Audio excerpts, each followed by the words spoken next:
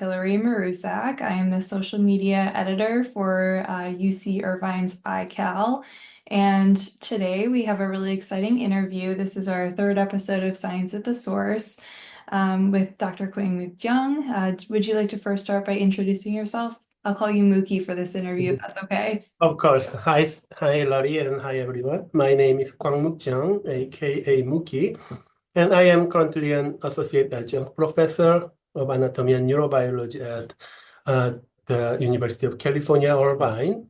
And I am currently serving as the director of the animal core for the iCar, which is impact of cannabis across the lifespan, NIDA Center for a Center of Excellence at UCI. Perfect. And I'm in Detroit, Michigan, and it's very snowy here. I hope you have better weather in California right now. Yes, we were struggle a little bit with the wildfire, but now everything gets back. We had a little bit of rain and the sky is as beautiful as it can be. I love it. I love it. Thank you for joining us. I'm really excited to hear more about your work. So I'd love to hear a little bit about your journey and how you specifically became interested in the endocannabinoid system and its links to metabolic health. Yes, well, I had a long journey until here. I have studied pharmacy and pharmacology at the Chung-Ang University in Seoul, South Korea. And I worked on phospholipases and the lipid second messengers there during my thesis. And I was really intrigued by the fact that lipid is a fat, which is considered as a structural component of the cell only, serves as a second messenger for cell signaling. So it's like, a pleasant surprise when you go to San Francisco and when you see people eating the nice clam chowder, but in a bread bowl, and at some point they take the bowl and then eat it. I mean, lipid should serve as a structural component. That's what I was thinking, but I learned that lipids can actually serve as a messenger for cell signaling, which really intrigued me. And it's not only in the periphery, but also in the brain. So I was interested in learning more brain and how a brain disease occurs and what kind of lipid dysregulation is associated with it. So I had my postdoctoral training at the Columbia University in New York in the area of molecular pathology and neurological disorders, working on a protease in Alzheimer's disease. And then around at the end of the 3.5 years of postdoc training, I was very lucky to find Dr. Piomelli's work on endocannabinoid. And this endocannabinoid is really amazing to me because it is an endogenous lipid messenger that works in the brain at the synapses to control the communication of nerve cells. And each retrograde lipid messenger. So all this like lipids, neuroscience, pharmacology, and in addition to me, using a herbal medicine that is whose effect is proven by history, makes me decide to join his lab. And it was 2004. I joined in the lab of Dr. Neil Piomelli here at UCI, and I enjoyed a very highly synergistic interaction with him.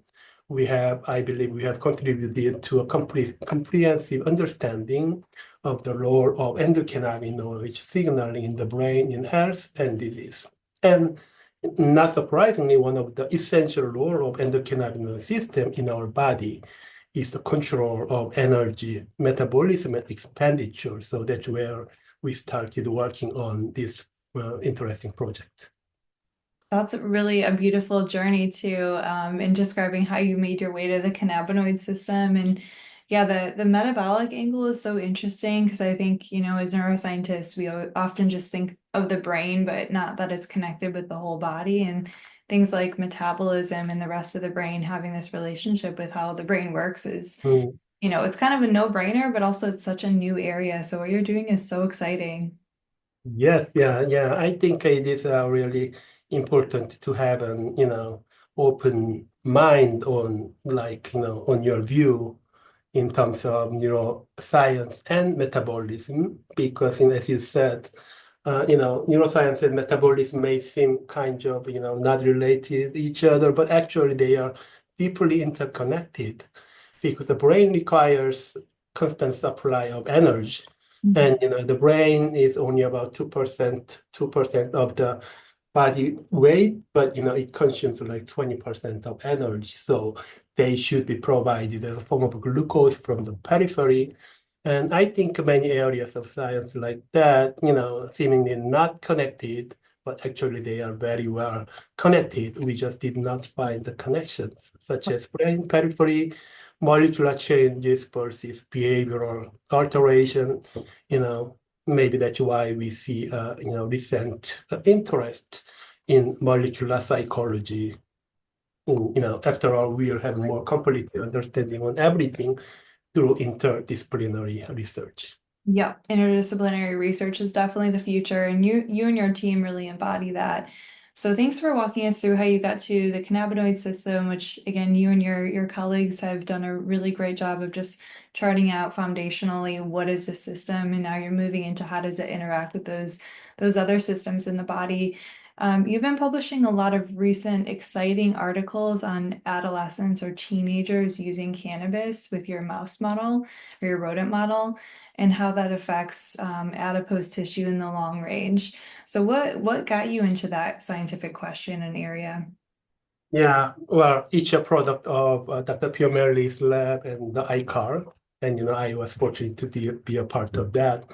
Well, for me, I became interested in adolescent THC exposure on many changes, especially long-term changes, uh, at some point in my research, because I started my research as a basic molecular and cellular scientist. And, there was recent legal changes and public acceptance of cannabis as a medicine and something that you can do recreation with. I still remember that, one day I was driving with my son who was at high school at that point, and, he was talking to me like, Daddy, cigarette smoking is pretty bad, right? Yes, but weed are good, right?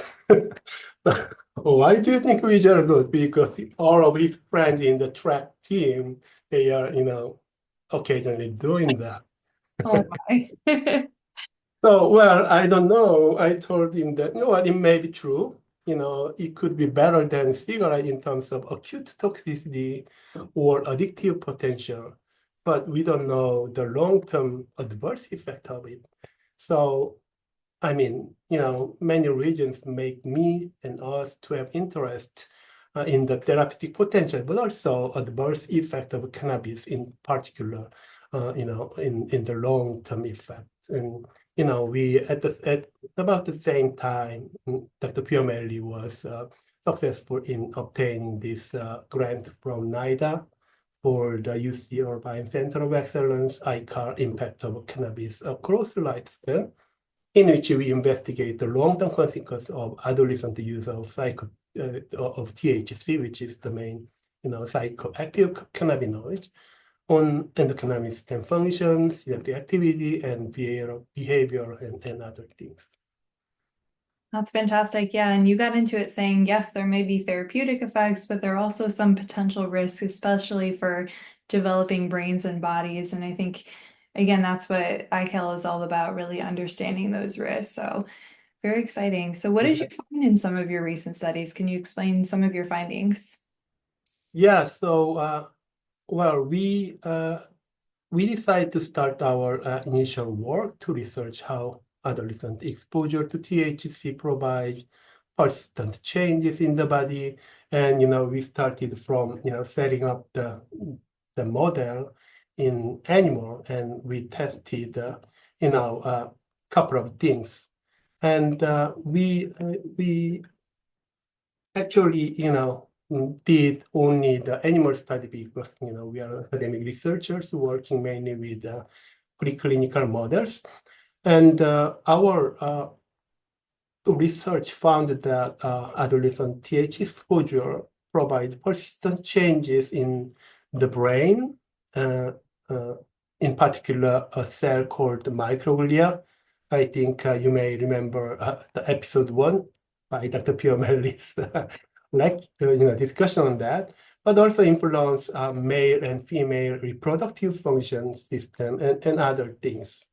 And in terms of the impact of THC on adipose function, this project was started by Dr. Lin Lin, who was a postdoc in our lab, and she first observed that the body weight gain of the mice receiving THC during adolescence is significantly less than the control mice receiving the vehicle only. So weird. So yeah, it is quite weird. And if you think about one of the cannabis most iconic effects is the stimulation of hedonic high calorie eating Mm, called, named the munchies. But and cannabis use will stimulate food intake and then calorie intake mhm, consistently. But epidemiological studies show that people who regularly use cannabis are leaner than those who don't. So habitual cannabis users are, on average, leaner than non-users.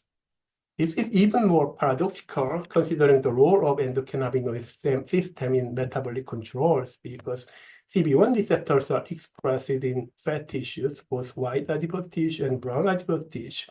And after ingestion, THC accumulate in fat at concentration that can engage fully local CB receptors, that is adipogenic and lipogenic, hypometabolic. So they should, all we can expect from THC ingestion is that, those who regularly use cannabis should exhibit higher body mass index, BMI, and, they should gain more fat and problems in, metabolic panels. But actually, it is not. Many studies show that actually regular cannabis users are associated with a lower BMI, smaller waist tip, and then lower triglyceride and glucose levels in the blood. So it's quite, crazy. It is just too good to be true. Eat as much as you want, those high calorie food tasting so good, but still not being obese. So I would say it's an unusual user. This unusual user is a user suspect, and this unusual user is, I think, as yet recognized or as yet reasonably explained the paradox of cannabis intake in humans. So our study using the mouse model, we found that, I think, same thing, daily low dose administration of THC to adolescent male or female mice caused an adult metabolic phenotype characterized by reduced fat mass, increased lean mass, and utilization of fat as fuel, and partially resistant to diet-induced obesity and dyslipidemia. So in this case, we gave those mice high-fat food, and they should get fat. And in mice that received THC during adolescence was partly resistant to that kind of obesity. And it has enhanced thermogenesis, which is a way to make your energy inefficient. However, we also find an impairment in two things. First, in lipolysis, which is needed for to make the fat as an energy source. So we expected that they could have problem in using fat as an energy source when energy crisis in terms of glucose. And then they also have problem in cold-induced thermogenesis. So this could be something that is related to cold adaptation. If I am suddenly going to Michigan, which is very cold, I am totally adapted in California, like if it goes to like 40 degrees C, I'm like, oh, very cold. 40 degrees and is an underestimate, my friend. Anyway, so if you go in cold, your body should be adapted. And one of the mechanisms to adapt to your temperature is increasing heat generation, which is mainly done by changes in brown adipose tissue. But these mice that received THC during adolescence had problem in this cold-induced elevation of thermogenetic responses. So we dive into the phenotype of brown adipose tissue and white adipose tissue of THC exposed animal. And our analysis revealed that this phenotype is associated with molecular abnormalities in these adipose organs, and that included ectopic expression, overexpression of muscle-associated proteins in these fat tissues. So there's definitely a problem in developing into a normal, well-functioning fat tissues, and we had a heightened anabolic processing. So therefore, adolescent exposure to THC may promote an enduring pseudo-lean state that we call, which superficially resembles healthy leanness, but actually it might in fact rooted in dysfunctional adipose organs, and that could have each functional consequence, which is not desired.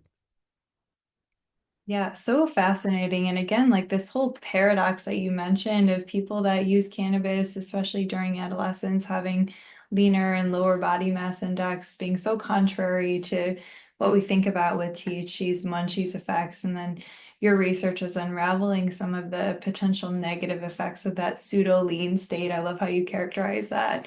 Really fascinating, and I think we'll hear more from you probably in the next couple of years about what you're finding. So I know you're not recommending people use cannabis as a way to stay lean, but what are kind of the take-home messages, or how should people be thinking about these results in their own life, or even from a public health perspective?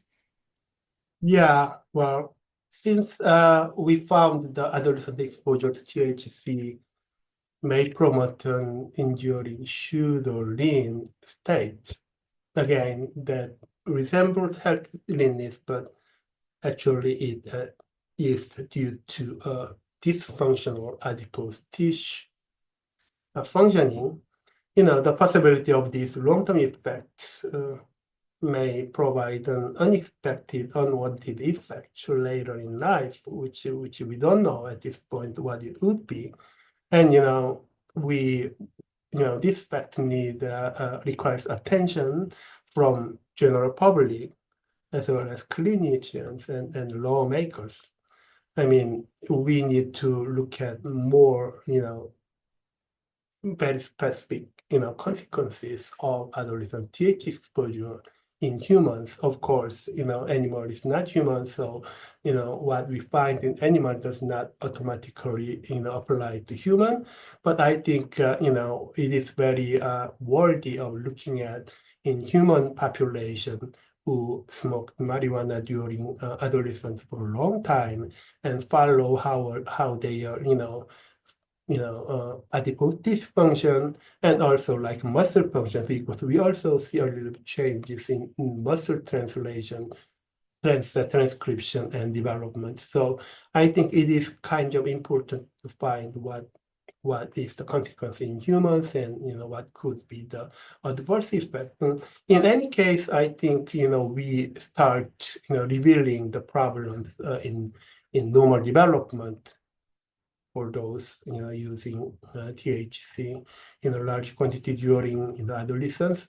I think warn us enough to be careful on the use of adolescent use of THC.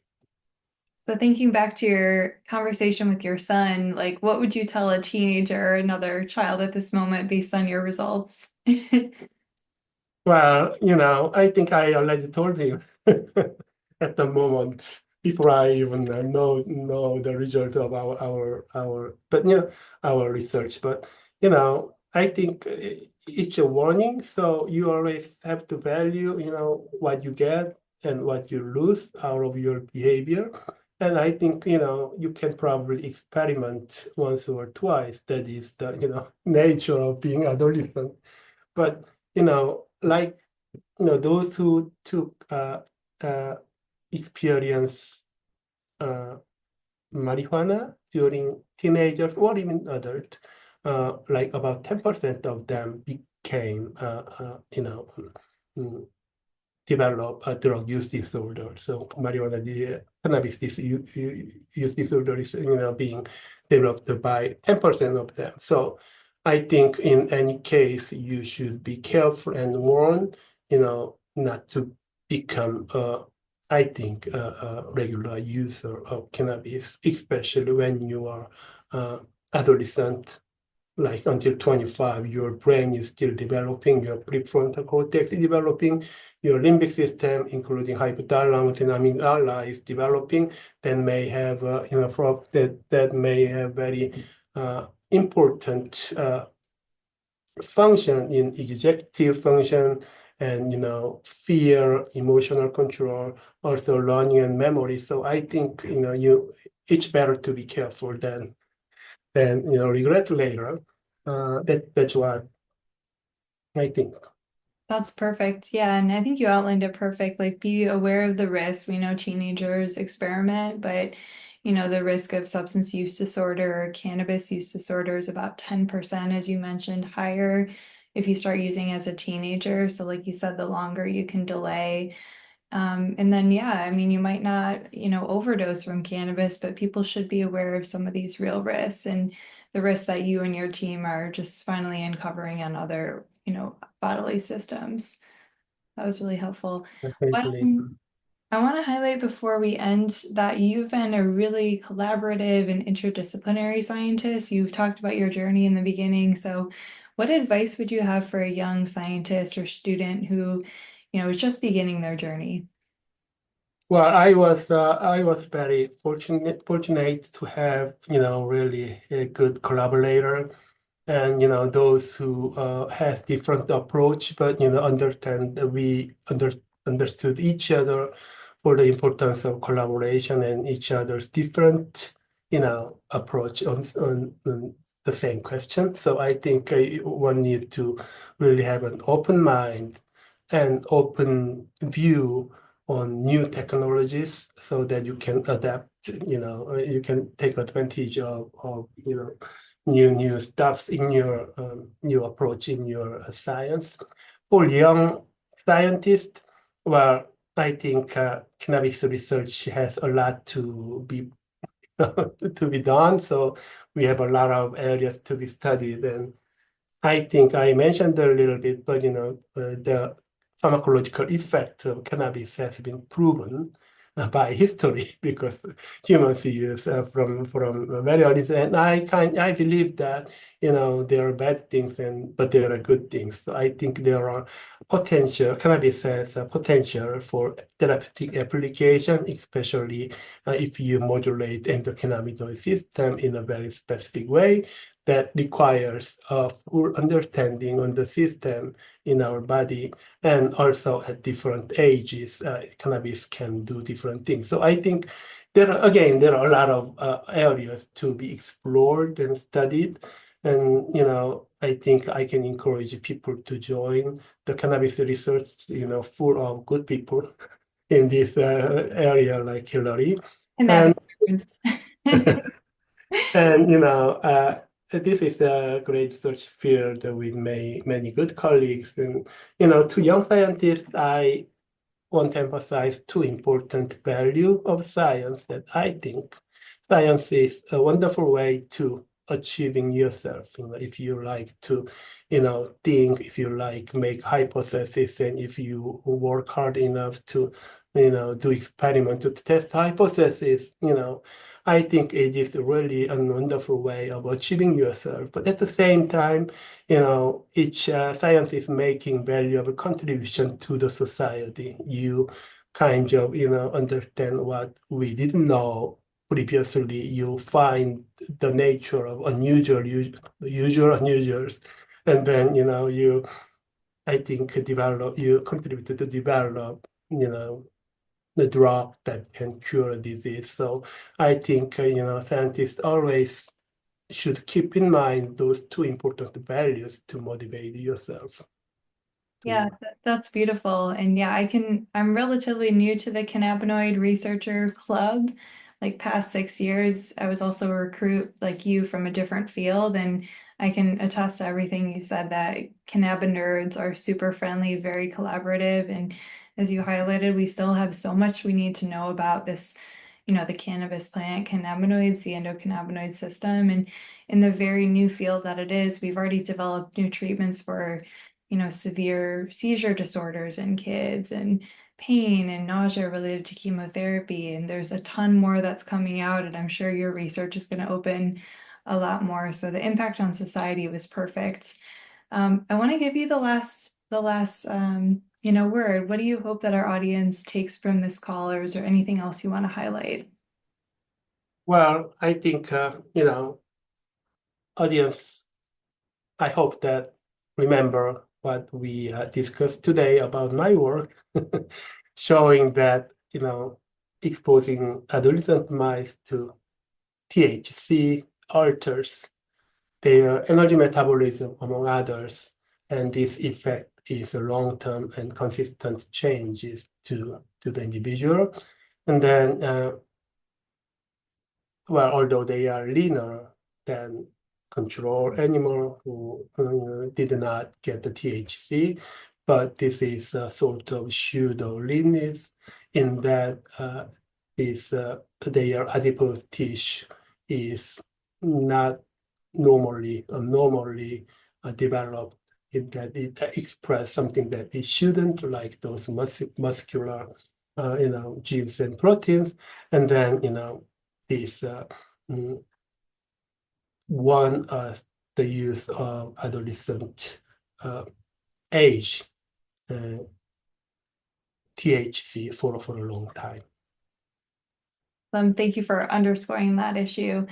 I just want to thank you, Mookie, so much for your time. I know there's a lot of like pseudoscience and information about cannabis out there, and I really hope that iCal can, in addition to being, on the forefront of these discoveries about cannabis and its effects on development across the lifespan, but also can help people really get evidence-based, latest scientific information. So please subscribe to our YouTube channel, which I think you're already watching if you're here. We're also on Instagram and Blue Sky at UCI Cannabis. If you have any questions, don't hesitate to reach out to us. And thank you, Mookie, again. This was so fun. Thank you very much, Hilary. Bye, everyone.